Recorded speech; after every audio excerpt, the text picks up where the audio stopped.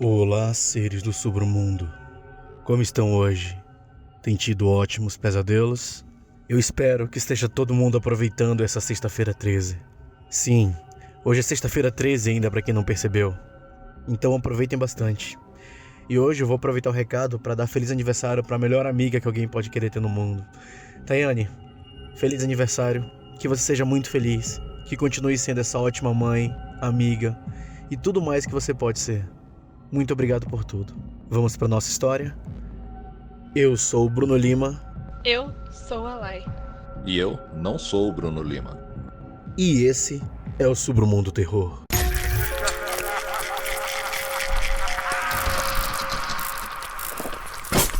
Submundo Terror.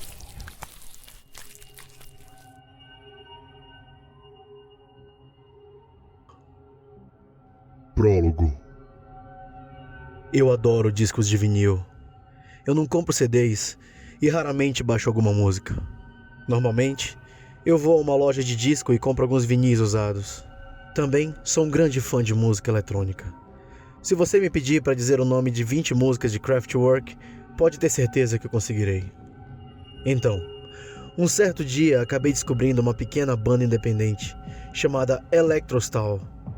Pelo que eu pude entender, o nome estava em russo e, além de ser o nome de um vilarejo na cidade da Rússia, significava aço elétrico ou alguma coisa assim. O único álbum dessa banda foi lançado em 1974. Chamava-se Record Grooves. Procurei a respeito desse disco na internet e encontrei algumas informações em um site extremamente tosco sobre gravadoras independentes. Descobri que esse álbum era na verdade um single set.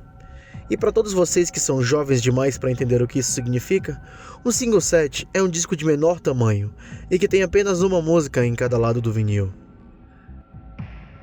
Depois de ler mais algumas informações que haviam ali, descobri que esse álbum tinha apenas uma música, mas ela estava dividida em duas partes. O nome da música era Electric Chair, ou cadeira elétrica para quem não fala inglês. Não sei de onde eles tiraram o título Record Grooves. Pesquisei um pouco mais e fiquei chocado ao descobrir que se trata de um single extremamente raro. Apenas 25 exemplares foram produzidos devido a problemas financeiros, algo extremamente comum nos anos 70. Ao menos, era isso que constava no site. Resumidamente, eu tinha que conseguir esse disco a todo custo. Comprando o disco. Eu fui naquela loja que mencionei anteriormente. Era uma lojinha de esquina, com uma porta vermelha e letreiro, mas seu interior era o sonho de qualquer colecionador de discos. Haviam discos por todos os lados, alguns em excelente estado de conservação. Se há algum lugar onde eu posso encontrar esse disco, pensei, é aqui. Entrei e fui falar diretamente com Mark, o dono da loja. Como ele também é um perito em discos de vinil, achei que ele podia saber algo a respeito desse álbum. Por incrível que pareça, eu estava errado. Ele pareceu intrigado quando lhe perguntei a respeito. Ele disse que nunca tinha ouvido falar a respeito do disco, muito menos da banda. Isso me decepcionou, mas decidi dar uma olhada na loja mesmo assim. Depois de procurar um pouco, eu o encontrei. Eu mal podia acreditar. Não era nada surpreendente ver que a capa não estava em ótimas condições. Havia uma camada de poeira nela e parte do papel em que a capa estava impressa havia descascado. Foi aí que eu notei algo estranho. A imagem da capa era diferente. Aquela que eu tinha visto na internet mostrava uma capa preta com lábios ao centro. Essa, por outro lado, trazia um olho arregalado e aparentemente uma lágrima caindo dele. Mas isso não me incomodou muito. Muitos artistas tinham feito diferentes capas para o mesmo álbum também. Mas teriam os membros da banda feito uma capa diferente para cada um dos 25 álbuns? Isso teria custado mais caro que fazer várias capas idênticas. Outro detalhe estranho: o disco estava perfeitamente conservado. Não havia um cisco de poeira, nem mesmo arranhão. Recoloquei o disco dentro da capa interna e voltei para o caixa. Coloquei o disco em cima do balcão e Mark olhou para mim de um jeito estranho. É estranho. Ele disse. Não lembro de ter visto esse disco entrar aqui. Mas quanto que ele custa? Perguntei educadamente, apesar da minha pressa. Sabe de uma coisa? Pode levá-lo de graça. Não vejo nenhuma etiqueta de preço. Não lembro de ter obtido esse disco, então ele é todo seu. Ele disse ainda mantendo aquela expressão intrigada. Aquilo me surpreendeu, mas fiquei bastante feliz. Não tinha muito dinheiro naquele dia e não queria correr o risco de que alguém comprasse o disco antes de mim. Agradeci a Mark e voltei apressadamente para casa.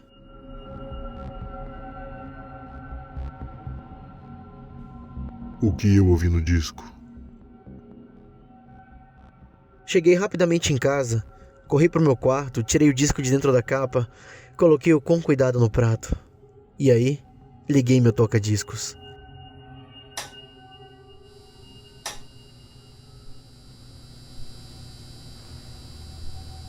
Posicionei a agulha na primeira ranhura do vinil e o disco começou a tocar.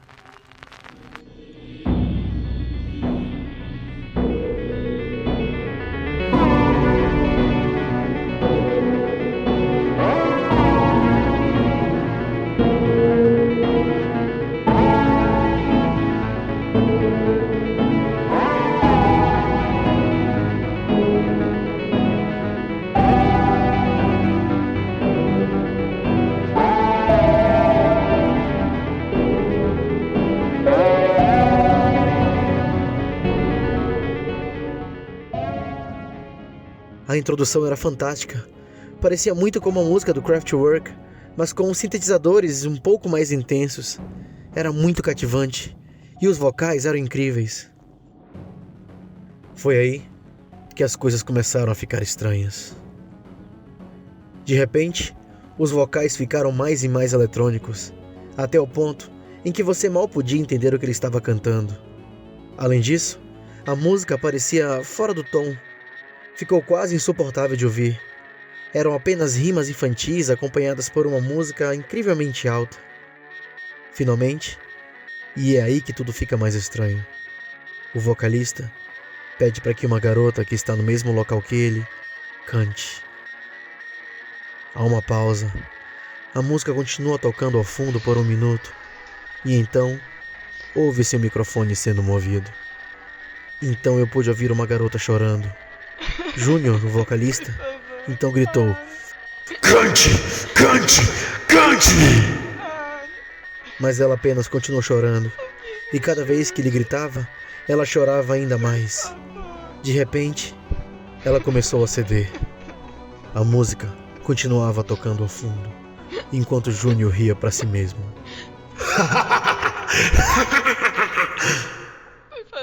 Eu comecei a me preocupar. Não parecia que ela estava atuando. Ela realmente estava pedindo ajuda. Nervoso, eu continuei escutando. Enquanto Júnior ria sozinho, você podia ouvi-lo apertar botões e girar chaves que, num primeiro momento, achei que era dos sintetizadores.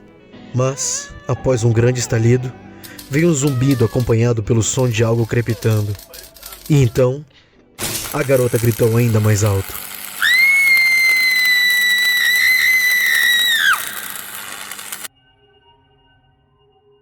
Foi então que eu entendi. Agarrei a capa que estava em cima da mesa, virei-a e olhei a parte de trás. O nome da música era Electric Chair, cadeira elétrica em português. Eu derrubei a capa em pânico quando finalmente entendi que aquele zumbido não era nenhum sintetizador. Levantei a agulha, tirei o disco do prato, coloquei-o dentro da capa e guardei tudo dentro do meu cofre.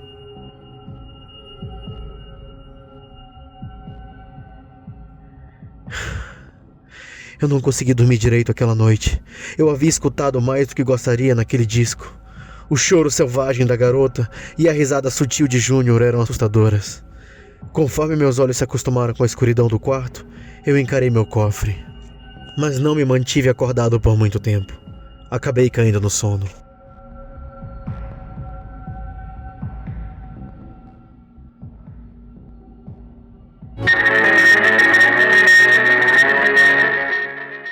Mais ou menos às 4:30 da manhã, acordei de repente.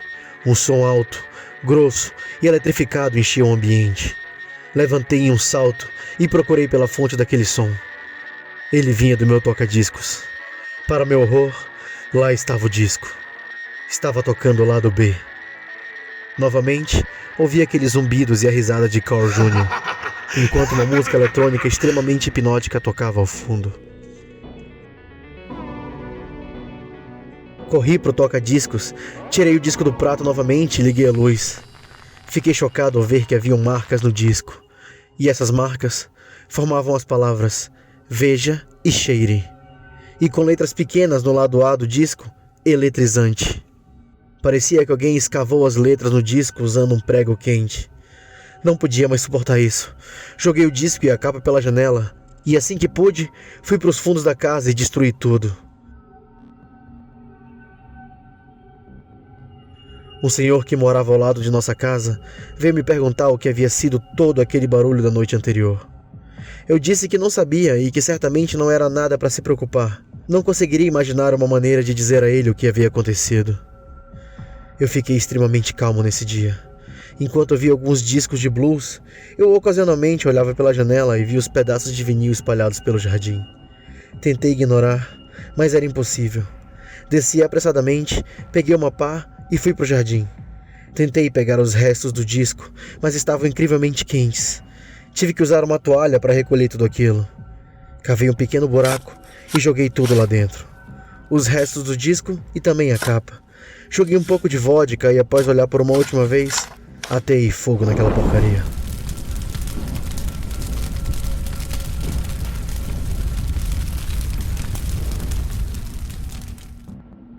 Depois que as chamas se apagaram, cobri o buraco. Nada mais havia ali a não ser cinzas e plástico queimado. Fiquei bastante feliz ao perceber que não veria mais aquela merda.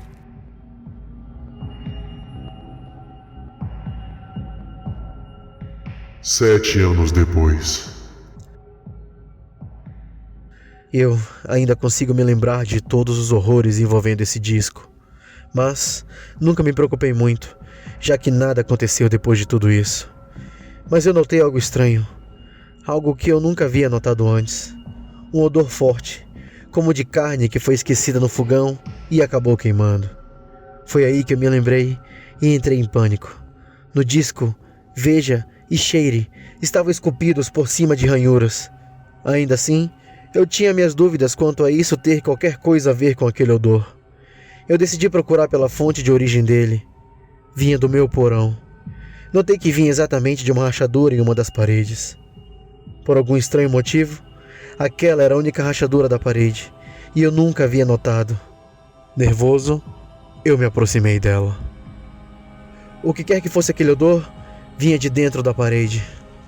Com cuidado, toquei-a, e estava incrivelmente quente. Mas apenas naquele ponto. Todo o resto da parede estava frio pra cacete, uma vez que estávamos no meio do inverno. De repente, parte da parede ruiu. Poeira e pedaços de parede caíram no chão, e eu corri de volta para as escadas para não ser atingido.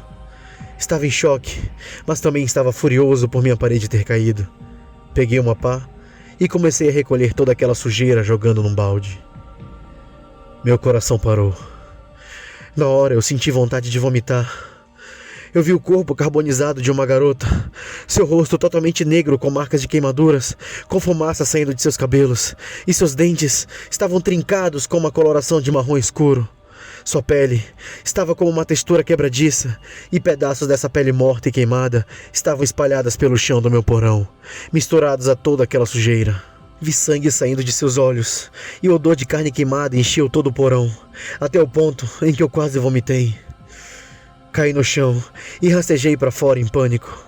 Tentei deixar escapar um grito ou mesmo um choro, mas eu estava petrificado de medo. Fiquei parado por quase meia hora em silêncio.